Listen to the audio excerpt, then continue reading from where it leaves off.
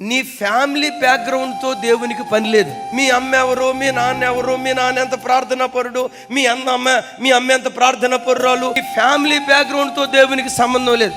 దేవునికి సంబంధం అంతా నీతోనే. నీ వెనక బలమైన ఫ్యామిలీ బ్యాక్గ్రౌండ్ లేకపోయి ఉండొచ్చు. ఆర్థికంగా సహాయం చేసే తల్లిదండ్రులు, ఏదైనా ఒక వ్యాపారం పెట్టుకుందామంటే ఒక 10 లక్షల రూపాయలు చేయూతనిచ్చే బలమైన ఆర్థిక స్థితిగతులు కలిగిన తల్లిదండ్రులు లేకపోయి ఉండొచ్చు. కొన్నిసార్లు పిచ్చోళ్ళు మనం అనుకుంటాం, నాకెవరు సపోర్ట్ లేరే.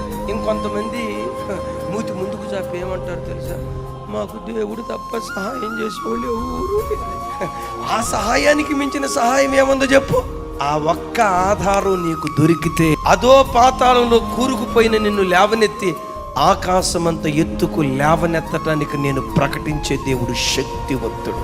నేనంట ఆయన ఒక్కడిని ఆధారం చేసుకొని బ్రతుకు, ఒక వింతైన స్థితిలో దేవుడు నిన్ను నిలబెడతాడు.